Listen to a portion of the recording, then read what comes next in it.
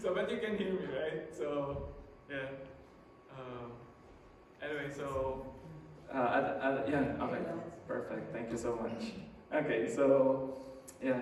So I'd like to, so acknowledge our new team members in our AV room or AV booth, right? So, thank you so much, Ate Glenn and Francine. So, yeah. So yesterday we had the training. So, so they are one of the people who came and joined the training. So we have a new set of people now working on our technicals. And yeah, so yesterday we were talking about, if the role of the pastor seems to be a huge responsibility standing here in front, the AV team at the back, they are also, they also carry a lot of pressure, especially when there's glitches and everything, with the lyrics of the songs and things like that, You're not looking at the back, but we know that in your mind you're thinking about them, right? So, and we appreciate the ministry that they are also doing in our church. So we praise the Lord for these people, and the sacrifices, of everyone. So thank you so much for joining us this afternoon. So I just hope that you did not ride the sled going here. Or maybe you tried the snow plow, or so some of you are coming from Canada or Rockland, so east to west. But yeah, we appreciate your presence. I'm sure that you're here because you don't want to miss the story at the beginning of the sermon, right? Seriously, but yeah, we really appreciate your presence. And those who are joining us online, so yeah, peace and blessings to you as well. So it's really a good day. I mean, for us, this is just our third winter. For my mother, of course, for my nana, it's her first, right? And for us, in our experience, every year it's different, And so earlier, I was talking to Pastor Paul, and he also mentioned that he never, in all his life here in Canada, in Ottawa, he never experienced 2 snowstorms in 1 week. So it seems like for Canadians, you're built different. Every winter seems to be a new experience for people. So, but yeah, it's, we praise the Lord that we are here and we are gathered here to worship and at the same time to have fellowship. So, and the songs that we are just singing earlier a while ago. So take my life, it is yours. When we were driving, going here, we can see everything white. And we are driving, and you can hear in your ear, take my life, it is yours. It's almost like you're driving towards heaven already. So, but of course, for us, it has a different meaning. When we say we offer our life, we offer ourselves to God. Basically we're talking about, because we say those words because we know that we love Him. And for this month, that's our theme, growing deeper in the love of Christ. Right? And this will be the last message that you will be hearing with regards to this theme about love, or since this is a Hearts Month or something. And for this year, we are praying that our main goal and theme for this year as a church will be to grow and to in all aspects, as you remember in the previous messages that I've shared. Okay, so again, the title is "But Love Your Enemies." Right? So, and yeah, as I said, you don't want to miss the story, right? So here's the story. So there was a guy who was, in a bar drinking, and after he finished his beer, he would take out his wallet and look at the photo of his wife. And then he would put it back and then order another beer. So he does it several times, right? For about an hour or 2. So the bartender noticed it, and the bartender said to him, "Sir, it seems that you really love your wife so much. I noticed that you keep on looking at her picture every time you drink." So the man replies, "Actually, I only drink whenever my wife and I fight. I look at her picture from time to time because as soon as she starts looking better, I know I've had enough beer. So it's time for me to go home." So mas gumaganda yung wife niya pag marami na inom niya. So as I said, our topic is loving your enemies, and for some people it's the wife. Laming Duhan, since it's Valentine's Day or whatever. Anyway, so let's open our Bibles on Luke chapter 6, 27 to 36. And it says here, "But I say to you that listen, love your enemies, do good to those who hate you, bless those who curse you, pray for those who abuse you. If anyone strikes you on the cheek, offer the other also. And from anyone who takes away your coat, do not withhold even your shirt. Give to everyone who begs from you, and if anyone takes away your goods, do not ask for them again. Do to others as you would have them do to you. If you love those who love you, what credit is that to you? For even sinners love those who love them. If you do good to those who do good to you, what credit is that to you? For even sinners do the same. If you lend to those from whom you have to receive, what credit is that to you? Even sinners lend to sinners, to receive as much again. But love your enemies.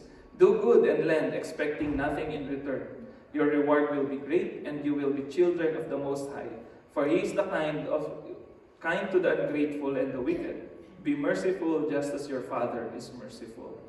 You'll notice there's a parallelism here in verse 31. Do to others as you would have them do to you. And then on verse 36, be merciful just as your Father is merciful. There's very short but profound statements of Jesus, which kind of summarize the whole message of what he's saying here.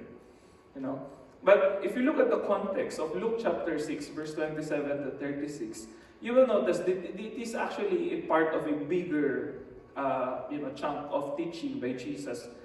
It's called Sermon on the Plain, for Luke. Maybe we are already familiar with the Sermon on the Mount in Matthew chapter 5 to 7, right? So if we're going to compare these two, this is what we will notice at the beginning of these two sets of teachings. In Matthew chapter 5, verse 1 to 2, it says, "When Jesus saw the crowds, he went up the mountain, and after he sat down, his disciples came to him. Then he began to speak and taught them, saying, 'Blessed are the poor in spirit, for theirs is the kingdom of heaven.'" So this is how Matthew begins this part or this section in his gospel, wherein Jesus was giving instructions to his disciples, right? So Jesus went up the mountain. Whereas in Luke chapter 6, we see here the opposite movement, right? We see here Jesus coming down, from the mountain after spending time with his disciples. And then he stood on a level place. That's why some people say that Matthew has Sermon on the Mount, whereas in Luke it's Sermon on the Plain, right? So some scholars would tend to debate or try to harmonize these two. But actually, if we're doing an exegesis of this passage, we don't really have to harmonize them, because basically Luke and Matthew have different audiences in mind. It's all part of their literary genius or style as writers of the gospel. And we will also notice that Luke even added some other details in his account or in his story. So basically, Matthew was depicting here Jesus, as the new Moses, who gives the word of God to the people. As if the people that Jesus is speaking to is the new Israel. And Jesus, the same way that Moses went up to the mountain in Mount Sinai, where he received the word of God and gave it to the people. This is also the same way. Jesus is doing a reconfiguration of that experience, right, on Mount Sinai. He's, in a way, reenacting that Sinai event. And he is now the new Moses. And his followers or his disciples are the new people of Israel. Whereas in Luke's gospel, it communicates a different message. It seems like for Luke, he was showing Jesus as the Messiah who is coming down from the mountain, coming down from the place of God, which, as I mentioned in previous messages, that usually God is being depicted as someone who lives, on top of the mountain or on high. So the Messiah, according to their tradition, would go down from God, and he will bring the word of God to the people, and then he will heal their diseases. So this is what's going on. So prior to this discourse, prior to Luke chapter 6, if we read Luke chapter 4, chapter 5, when Jesus started his public ministry, you will notice that Jesus started his ministry by proclaiming about the kingdom of God as being near, as being the midst of people. And then after his preaching, he healed their diseases, and then he appointed 12 disciples. Now, so what's going on here is what we can see in Luke's gospel is that Luke is trying to explain or show through the life of Jesus how the kingdom of God is being fulfilled by Christ. Not only by his preaching about this kingdom of God, but even in selecting 12 disciples which are actually symbolic of the 12 tribes of Israel. Now let's take a look at this profile, how Luke profiled the disciples of Jesus in Luke chapter 6.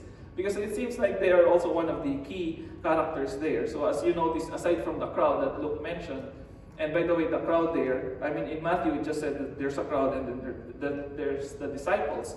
But in Luke added other details with the crowd. There are people coming from Tyre and Sidon, which is also very symbolic, because Tyre and Sidon in the ancient times are actually the enemies of Israel. So it seems like all these things is leading to something, right? So while before giving the message, the Sermon on the Plain, Luke is actually laying out the setting of this narrative. Before he narrates, or before he tells the story about Jesus telling his disciples to love their enemies, he's showing what kind of people are following Jesus, what kind of people are listening to Jesus as he teaches these things. So when we read chapter 6, verse 13 to 16, this is what we read. When the day came, he called his disciples and chose 12 of them, whom he also named as apostles. So Simon, whom he named Peter, his brother Andrew, and James, and John, and Philip, and Bartholomew, and Matthew, and Thomas, James, son of Alphaeus, and Simon, who was called the Zealot. So the other Simon was called Peter, and this one was called Zealot. And then Judas, son of James, and Judas Iscariot, who became a traitor. So what can we notice here? Some of the names, Luke did not explain who they are. But most probably, the readers of Luke already understand who these people are. They know their character, they know their habits, or their traits. But for some people, some other members of the disciples, Luke cared to explain. Like for example, he mentioned Simon, who was a zealot. And for Matthew, we know Matthew is a tax collector. So for some people, he's a collaborator with the Roman Empire. Whereas Simon the Zealot, it means being a zealot is what? These are hyper-patriotic kind of people. That they won't hesitate to use violence, to fight the enemies of Israel. That's why they're called zealots. Maybe in our time, they are called extremists or militants. Some people would even dare to use the term terrorists or something. And then there's also Judas, who became a traitor. So here, Luke is already laying out the field. He's already showing the profile of who are the people who are coming to follow and to listen to Jesus. And among these disciples, it includes a militant, it includes, Peter, an impulsive person or guy, all these backgrounds, So perhaps Luke was already, foreshadowing, to his readers, what is the future composition of the people who will follow Jesus. That these are the people who comes from different backgrounds. They have different convictions, they have different lifestyles, they have different agenda when following Jesus. And one of them is even a traitor. And then after this, Jesus taught the people, and his closest disciples about the fundamental tenets of the kingdom. You will read from verse 20. He looked at his disciples and said, "Blessed are you who are poor, for yours is the kingdom of God. Blessed are you who are hungry now, for you will be filled. Blessed are you who weep now, for you will laugh. Blessed are you when people hate you and when they exclude you." So what's going on here? When Jesus started his proclamation of the kingdom of God, and he starts by showing what are the traits of the people that is around him, and what are the characteristics of these people, and what will be their life as members of the kingdom. So in other words, what we see here is that Luke is underscoring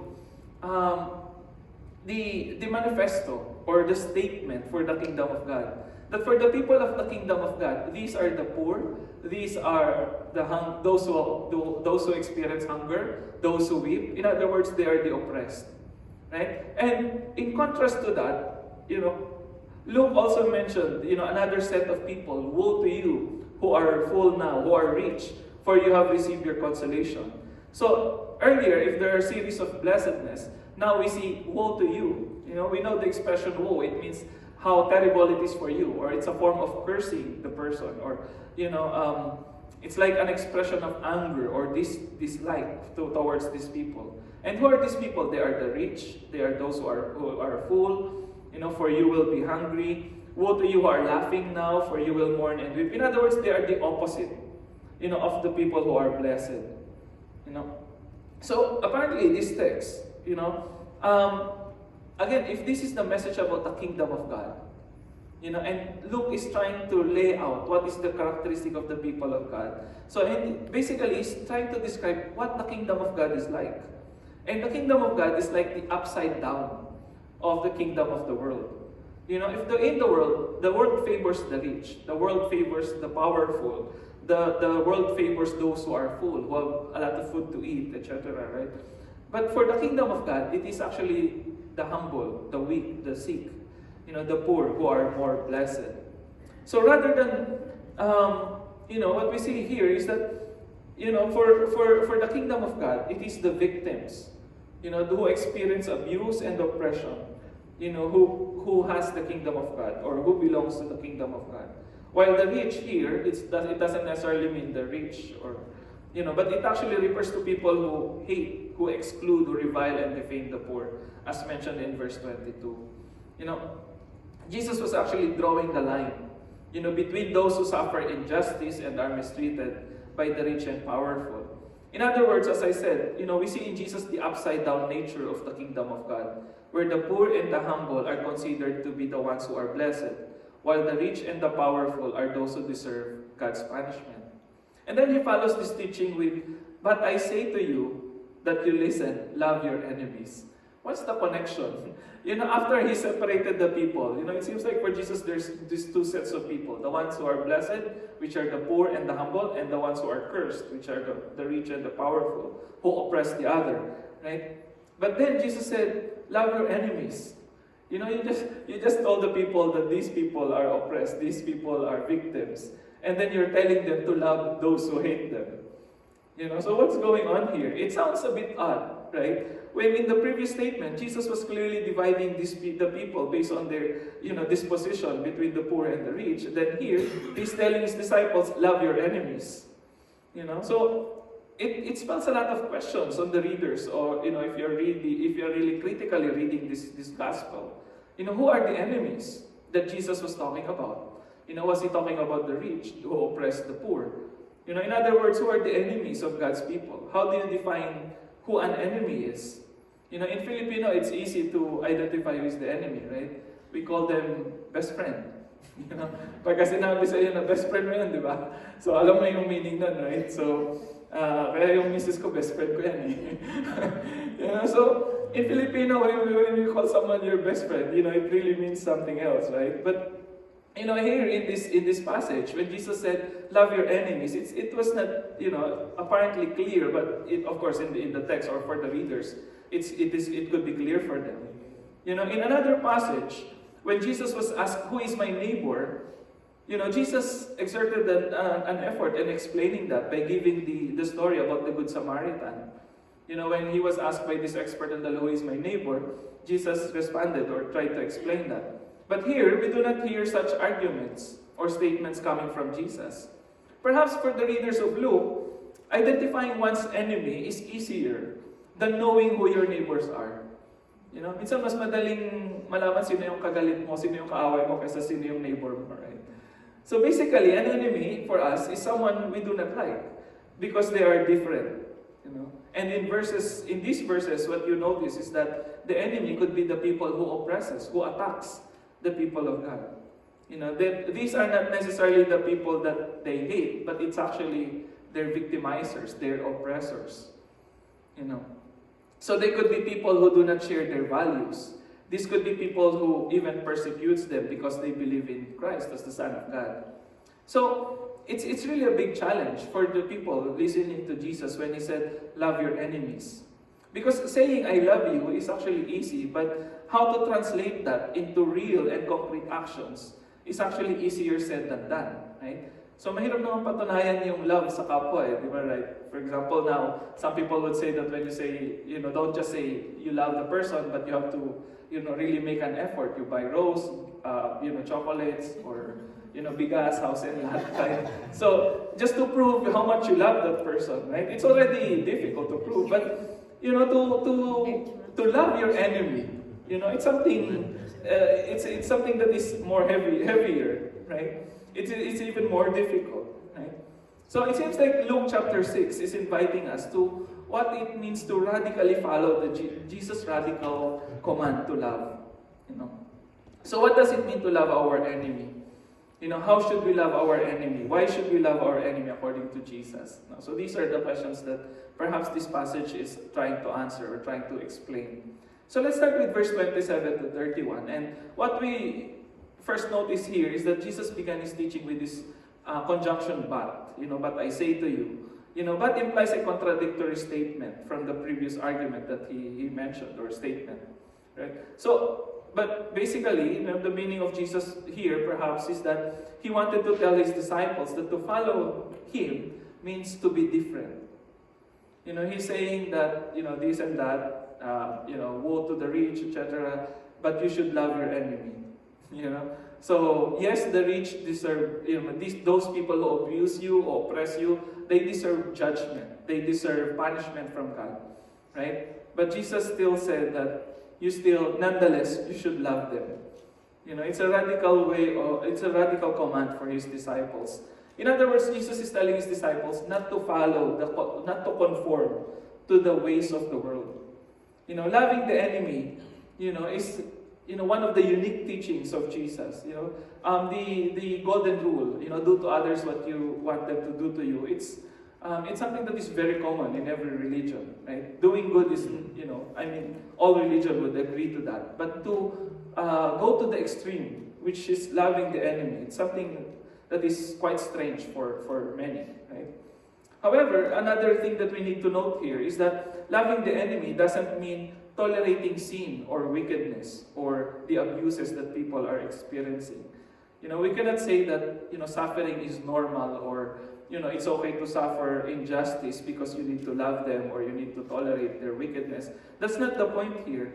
But the point here is that despite of suffering persecution, despite of being mistreated, you have to repay them with kindness, with goodness. That despite being hated by the world, we have to remain committed in loving them. The enemy here is actually not the ones that God's people hate. So that's the thing that we will notice here. But the enemy is actually the people who hate them.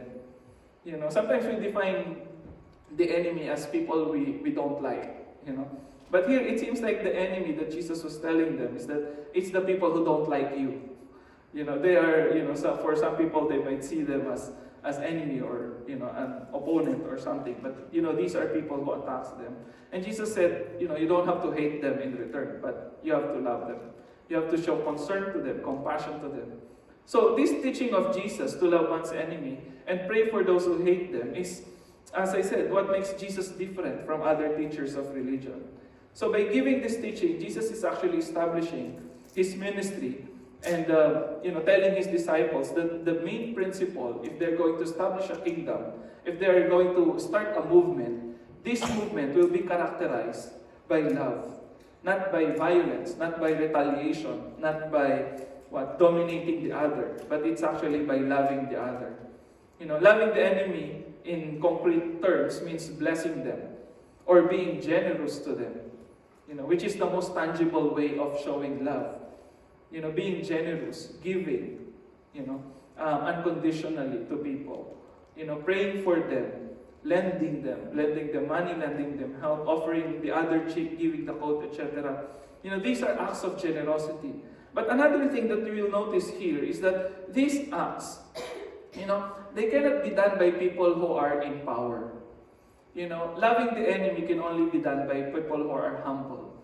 Like for example, it says there, if anyone strikes you on the cheek, usually the first one to strike is the stronger one. Usually the one who grabs the coat is actually the stronger one. Usually who demands a coat, like for example, if you borrow money from someone, they will take your coat as a guarantee that you will pay them, right? So these people, they suffer this way because they are actually weak. So being generous is actually a gesture. It's an action of humility. It's an act of humility, recognizing that you are powerless, that you cannot do anything against those people who attack you. So for Jesus, You are not being weak when you suffer. Instead, it's an opportunity for you to show love because love is stronger. Based on the teachings of the Bible. Again, it's an upside way kind of thinking of how the world thinks. Right? Because for the world, it's those who take, those who grab, those who accumulate are the powerful. But for Jesus, it's actually those who give. Those who are generous, those who are willing to submit, those who are willing to to humble themselves. They are the ones who are really who belong to the kingdom of God.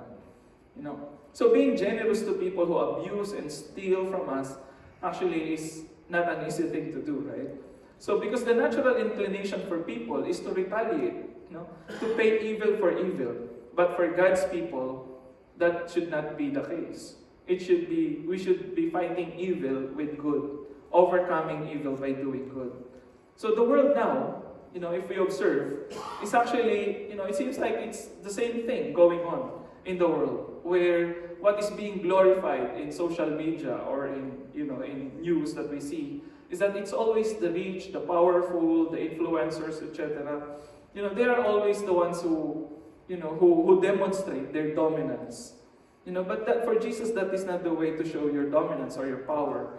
Your power should be to be able to love even those people who hurt you. The way the Apostle Paul echoes this in Romans chapter 12.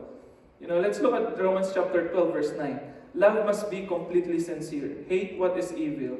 Hold on to what is good. Love one another warmly as Christians. And be eager to show respect for one another.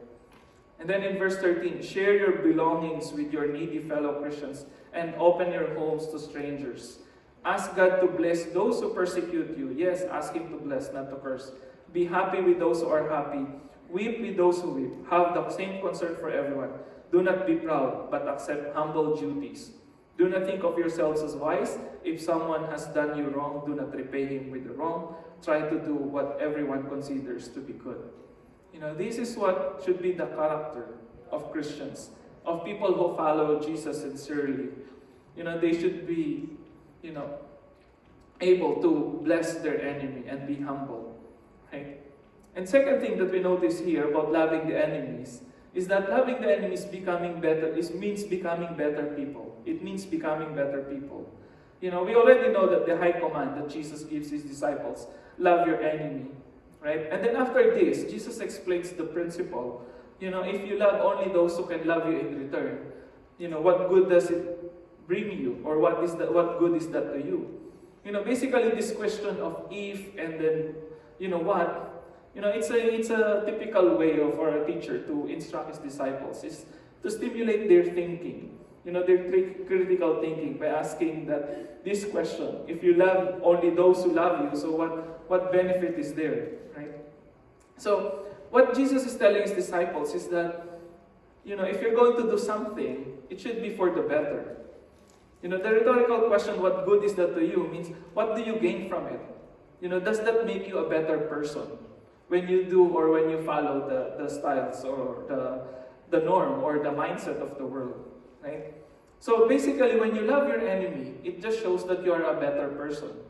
Loving our enemies means becoming better people of God. If the goal of life is to go up and achieve ultimate fulfillment, like for example in most modern cultures, the goal is always to rise up, to be at the top, to be the number one, to be the dominant, to have everything, etc.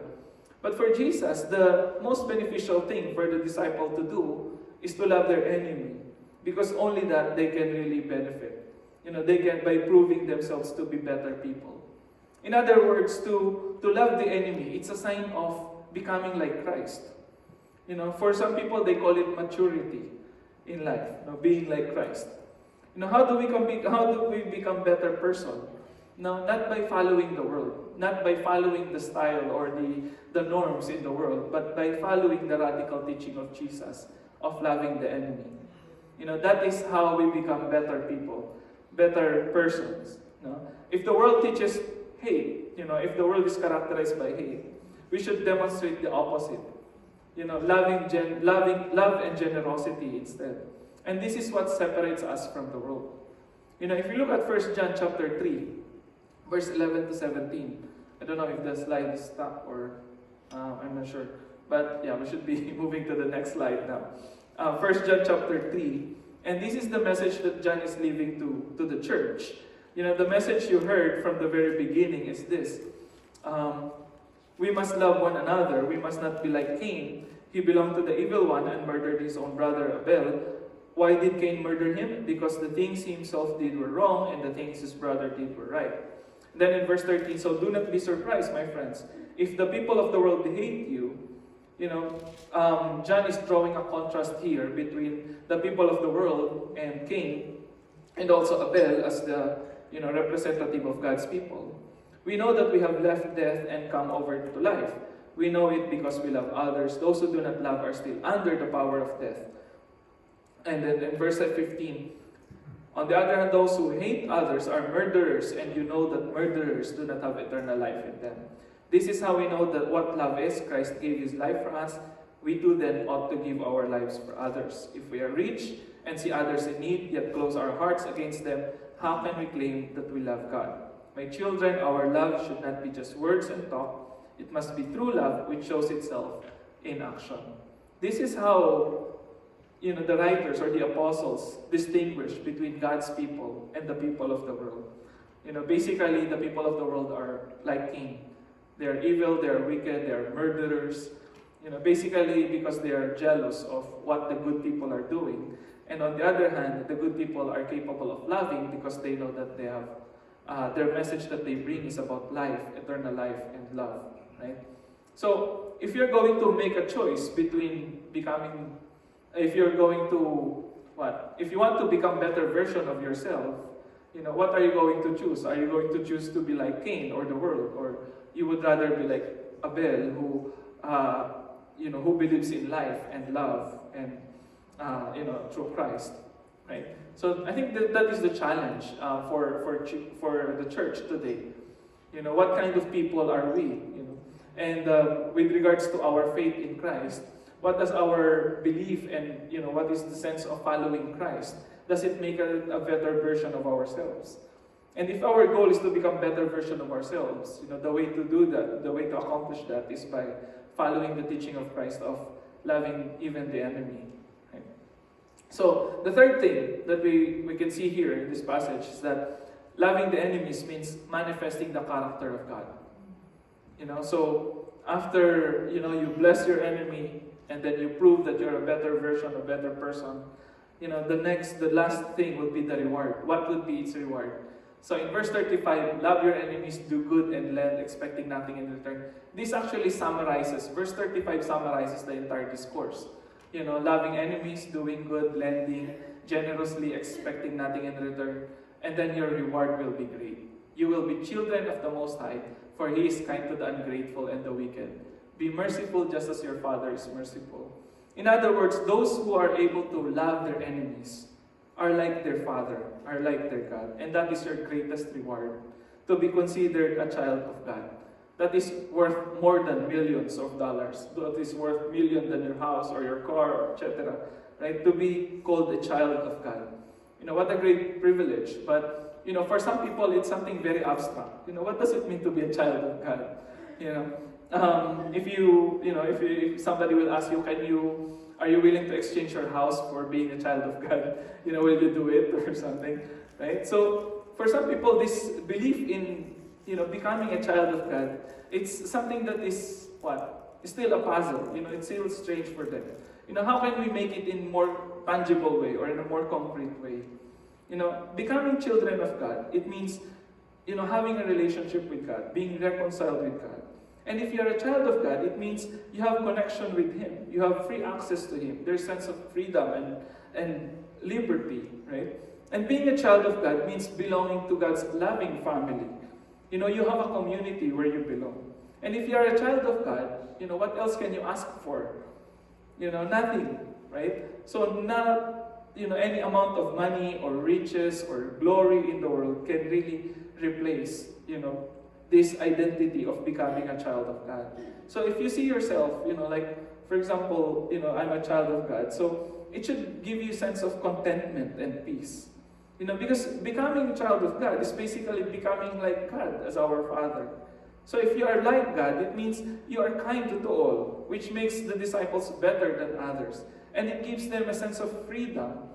When you know that you belong to God, you don't belong to things that are temporary, to things that are passing, to things that are, they are nonsense, or, the things of the world. Because you know your identity, who you are in front of God. Becoming like God, like Jesus. This ends the discussion. When Jesus said that, be merciful just as your Father is merciful. That summarizes, that concludes his main point. That the disciples should be, that should be their goal. To be like God by being his children. So when we love others, we are actually demonstrating God's nature and character. We become the God that we preach to people. When we, like for example in Matthew chapter 25, right, the parable about the coming of the king, Jesus said when you give a glass of water or when you give food to the hungry, basically you are becoming like Christ to that person. So when we demonstrate mercy and love to others, we are actually becoming the expression, the embodiment of God towards that person. Or in other words, like in the Apostle John, he said that God's love was perfected in us when we are able to demonstrate God's love. So I think that's the main point here of loving the enemy and becoming more like God. It's really applying the principle or the will of God. Like when Jesus prayed, "Thy will be done on earth as it is in heaven." That's how it should be done. It should be done through the expression of loving the other, loving the enemy. That's why in 1 John chapter 4, verse 7 to 12, and I'd like to end, with this passage, which is actually the Jesus way. It says here, "Dear friends, let us love one another because love comes from God. Whoever loves is a child of God and knows God. Whoever does not love does not know God, for God is love. And God showed this love for us by sending his only Son into the world, so that we might have life through him. This is what love is. It is not that we have loved God, but that he loved us and sent his Son to be the means by which our sins are forgiven." Dear friends, if this is how God loved us, then we should love one another. No one has ever seen God, but if we love one another, God lives in union with us, and his love is made perfect in us. It's a very profound statement, that when we love each other, when we love the enemy, when we love our brothers and sisters, God becomes real in our lives. God is manifested, God is demonstrated in the way we relate with one another. So, as disciples of Jesus, as I said, we belong to a different kingdom. And this kingdom is an upside kingdom because in this kingdom, it is the humble who are lifted up, while the proud are being brought down. So the main driving force, the main energy of this kingdom is not riches or power or money or prestige or popularity or followers, right? Rather, it should be love, as taught and demonstrated by Jesus. Love for the other, love for the enemy even. So those who follow this kingdom are called to live a life that is different from the kingdoms of this world. The life that we should be living should be a life that is driven by the love of Jesus. And again, I'd just like to leave these questions for us to continue this reflection. Who are the people that Jesus is calling us to love as a church, as a community? Who are the people that we would like to share this love of Christ with, so that they can also experience the freedom that Christ is giving? How can we bless those who do not share our faith and our values? How can we show God's love to them? How can we manifest God's loving character even in our relationships? In terms of our relationship with our family, do we demonstrate the same kind of love that we experience from God? These are maybe some of the questions that we can continue reflecting on. Let us pray.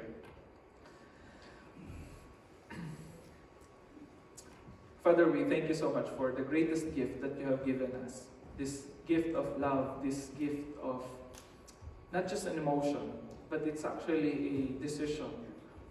To love even those people who are hard to love, or even those who attack us, or who hurt us, or who cause us harm. Lord, it is our prayer that in the world, this kind of love will also be manifested. And that your church, we as a church, will become an embodiment the physical representation and expression of this kind of love. That we may be able to reflect this kind of love that we have experienced from you in our relationships with our family, with our friends, with our co-workers, even with our neighbors. So Lord, we commit to you all these things in Jesus' name. Amen.